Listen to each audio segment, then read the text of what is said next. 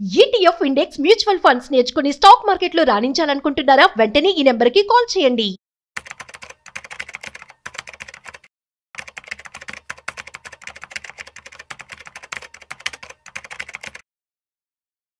Hello sir, నమస్తే. నమస్తే అండి. యా సో అంటే స్టాక్ మార్కెట్తో సంబంధం లేకుండా ఫర్ సపోజ్ ఒక కామన్ జనరల్ మ్యాన్ ఒక 10 లక్షలు వాళ్ళ దగ్గర ఉన్నాయి, యాజ్ ఎ పార్ట్ టైం అంటే ఆయన జాబ్ వదలకుండానే ఒక మంత్లీ తనకి ఒక డివిడెంట్ అమౌంట్ రావాలి అని అనుకుంటున్నారు అనుకోండి.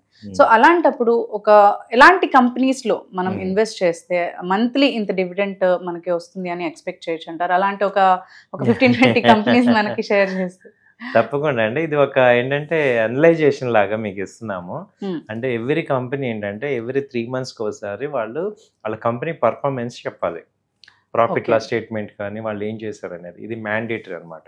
Okay okay. సో అంటే ఇప్పుడు ఏమవుతుందంటే, ఇప్పుడు మార్చి ఫైనాన్షియల్ ఇయర్ ఏప్రిల్ తీసుకుంటే ఏప్రిల్ నుంచి మళ్ళీ మార్చి వరకు ఎవ్రీ క్వార్టర్ ప్రతి కంపెనీ కూడా డివిడెండ్స్ వాళ్ళు ఆ కంపెనీ పర్ఫార్మెన్స్ డిక్లేర్ చేయాలి, చూపించాలి. ఓకే.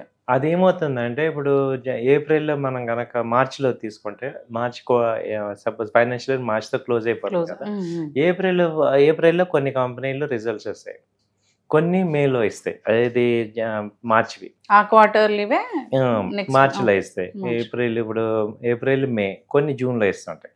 అంటే ఆ 3 నెలల లోపు ఈ రిజల్ట్స్ ఇవ్వచ్చు. ఆల్మోస్ట్ ఏమవుతుందంటే ఏప్రిల్ మే ఎండింగ్ కల్లా మ్యాక్సిమం కంపెనీస్ అని ఇస్తాయి, కొన్ని జూన్లో ఇస్తాయి, మళ్ళీ జూలైలో మళ్ళీ 3 నెలలు అయిపోతుంది.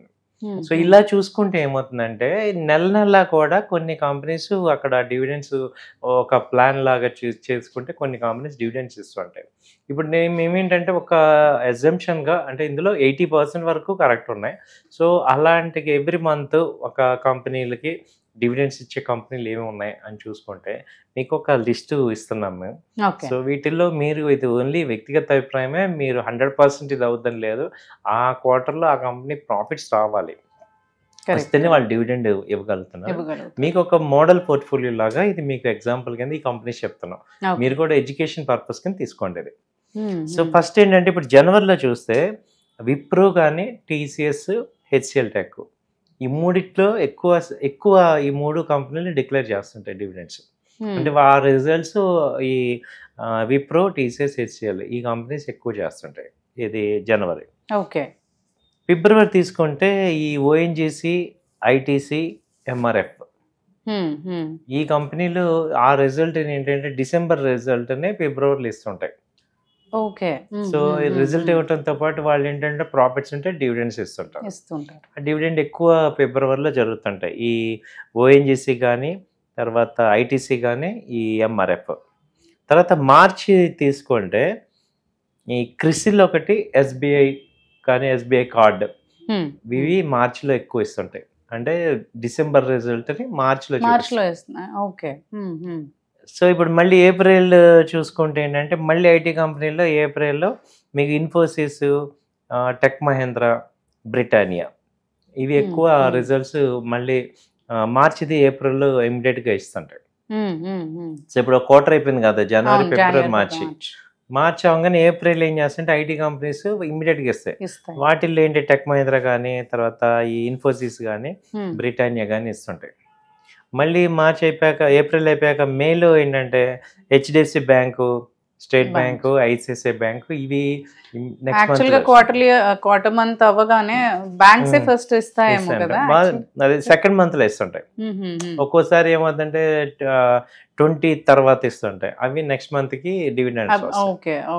అందుకని హెచ్డిఎఫ్సి బ్యాంకు, ఆ తర్వాత ఈ ఎస్బీఐ, టాటా మోటార్స్ ఇవన్నీ కూడా మనం మేలో ఎక్స్పెక్ట్ చేయొచ్చు. జూన్లో తీసుకుంటే మళ్ళీ నెస్లే, అలాగే టాటా పవర్, అలాగే టాటా మోటార్స్ ఇవి జూన్లో అంటే ఆ రిజల్ట్స్ని ఇప్పుడు జూన్లో డిక్లేర్ చేస్తున్నాయి. తర్వాత హిందుస్థాన్ హాల్ కానీ, తర్వాత హెచ్యుఎల్ ఇవన్నీ కూడా జూన్లో వస్తుంటాయి. అంటే ఫస్ట్ క్వార్టర్ జనవరి. ఇప్పుడు మళ్ళీ జూన్కి మళ్ళీ ఒక మంత్ అయిపోయింది. ఇప్పుడు మళ్ళీ జూలై తీసుకుంటే మళ్ళీ హిందుస్థాన్ జింక్, తర్వాత ఈ యొక్క ఎంఆర్ఎఫ్ మళ్ళీ ఇచ్చే ఛాన్స్ ఉంది. అలాగే మళ్ళీ ఐటీ కంపెనీస్లో టీసీఎస్ ఇవి మళ్ళీ జూన్లో. అంటే ఎక్కువ ఏమవుతాయంటే ఎవ్రీ 6 monthsకి ఒకసారి డివిడెండ్స్ ఇస్తుంటాయి పెద్ద కంపెనీలన్నీ. సో ఫస్ట్ క్వార్టర్లో జనవరిలో ఇచ్చింది మళ్ళీ జూన్ జూలైలో మళ్ళీ ఛాన్స్ మళ్ళీ రిపీట్ అవుతూ ఉంది. అవుట్ అవుతుంటాయి.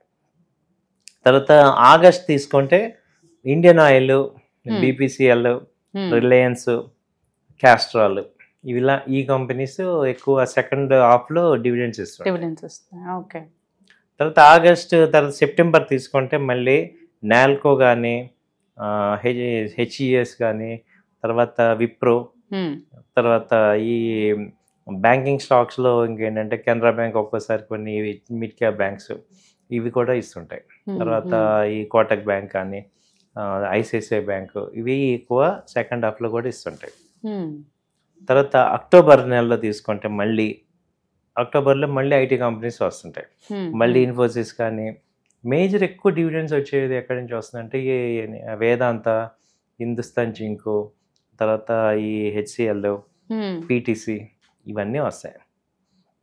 తర్వాత ఇక నవంబర్లో తీసుకుంటే ఈ ఒక్కోసారి నవంబర్లో మళ్ళీ ఈ రైల్ కంపెనీస్ అంటే ఈ రైల్వే వ్యాగన్ కంపెనీస్, తర్వాత ఇప్పుడు ఆల్రెడీ కొన్ని మిడ్ క్యాప్ కంపెనీస్ కూడా ఎక్కువ సెకండ్ హాఫ్లో వస్తుంటాయి.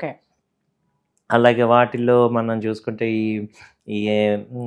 ఇది ప్రెస్టేజ్ కానీ, ఆ తర్వాత రియాలిటీ కంపెనీస్ కానీ, తర్వాత ఆటోమొబైల్ కంపెనీస్ ఎక్కువ డివిడెండ్ సెకండ్ హాఫ్లో వస్తుంటాయి, సేల్స్ బాగుంటాయి వాటికి. తర్వాత ఇక్కడ మళ్ళీ ఐటీ సెక్టర్ ఇది ఏవియేషన్, ఇండిగో కానీ ఇవన్నీ కూడా ఈ టైప్లో వస్తాయి, నవంబర్లో వస్తాయి. ఇప్పుడు డిసెంబర్ కనుక తీసుకుంటే ఎక్కువ ఇది పిటిసి, తర్వాత హెచ్జిఎస్ ఇలా ఉన్నాయి. తర్వాత మళ్ళీ మేజర్ టాప్ 100 కంపెనీస్లో అంటే ఫస్ట్ క్వార్టర్ సెకండ్ క్వార్టర్ ఇవ్వలేనివి కంపల్సరీ థర్డ్ క్వార్టర్లో ఇస్తుంటాయి అనమాట. సో మేజర్ కంపెనీస్ అంటే ఫండమెంటల్గా స్ట్రాంగ్ ఉన్న కంపెనీస్ అన్ని కనీసం ఒకసారి ఇస్తుంటాయి సార్. అంటే ఇందులో అన్ని మోస్ట్లీ మనకి ఐటీ అండ్ ఆటోమొబైల్ కన్స్ట్రక్షన్ కొంచెం ఎక్కువగా ఉన్నట్టున్నాయి. అంటే వేరేవి ఇలాంటి పర్ఫార్మెన్స్ ఇవ్వమంటారు అంటే డివిడెండ్ అంటే ఎక్కువ ఎలాంటి కంపెనీస్ ఇస్తున్నాయంటే ఇప్పుడు iron ore earth Hindustan zinc కానీ, నాల్కో కానీ అలాంటి కంపెనీస్, వేదాంత స్టీల్ కంపెనీస్, టాటా స్టీల్స్ అంటే ఒక రకమైన మోనోపల్లి ఎంజాయ్ చేసే కంపెనీస్. తర్వాత భారత్ ఎయిర్టెల్ కానీ, ఈ రిలయన్స్ కానీ, తర్వాత నెక్స్ట్ ఐటీ కంపెనీస్, ఐటీ బాగా ఇస్తాయి అన్నమాట డివిడెండ్స్. తర్వాత బ్యాంకింగ్ లో చూసుకుంటే ICICI, HDFC, mostly banking and next finance కంపెనీలు ఇస్తాయి, చోళమండలం కానీ, శ్రీరామ్ ఫైనాన్స్, తర్వాత ఇవి ఇస్తుంటాయి. ఇంకా అంటే మామూలుగా మనకి ఫార్మా కూడా బాగానే పర్ఫార్మ్ చేస్తుంది కదా, ఫార్మా కూడా ఇస్తాయి. మర్చిపోయాను అసలు సెక్టర్ ఫార్మాలో ఈ టాప్ కంపెనీస్ అన్ని ఇస్తాయి. లైక్ ఇది డాక్టర్ రెడ్డిస్ అని, తర్వాత ఈ సిప్లా, ర్యాంబాక్సీ, సన్ ఫార్మా, దివీస్, అపోలో హాస్పిటల్స్ ఇవన్నీ కూడా ఫార్మా బాగా ఇస్తాయి. అదే మనకి ఆటోమొబైల్స్ మోస్ట్లీ ఫార్మా ఇవే ఉన్నాయి అనుకుంటారు. బట్ రియల్టర్స్ చూసుకుంటే రియాలిటీలో ఏంటంటే కొన్ని సెలెక్టివ్ ఇస్తుంటాయి. ప్రెస్టేజ్ అని అంటే బాగా పర్ఫార్మెన్స్, టాటా కూడా ఉన్నట్టుంది కదా, టాటా కూడా ఇప్పుడు మనకి అవునండి ప్రాజెక్ట్స్ ఉన్నాయి. సో ఇవన్నీ కూడా ఇస్తుంటాయి. సో అంటే ఏంటంటే 1-2 సార్లు ఇవి చూసుకొని మీరు మంత్లీ వైజ్ గా చూస్తే ఇది ఒక డేటా వైజ్ గా మీకు ఇస్తున్నాం, ఇలాగే జరగాలని లేదు. But based on previous performances ఏవైతే ఉన్నాయో ఇవి కొంచెం సెలెక్టెడ్ గా చేస్తాయని అంటున్నారు. అవునండి. సో ఎవరన్నా ఇన్వెస్ట్ చేయాలి అనుకునే వాళ్ళు వీటిని కొంచెం పెట్టుకుని సేఫ్ సైడ్ లో కన్సిడర్ చేసుకొని మన అడ్వైస్ తీసుకుని ఆబ్వియస్లీ మీ ఫైనాన్షియల్ అనలిస్ట్ ని కనుక్కొని చేసి we have to take this decision. Thank you so much. నమస్తే.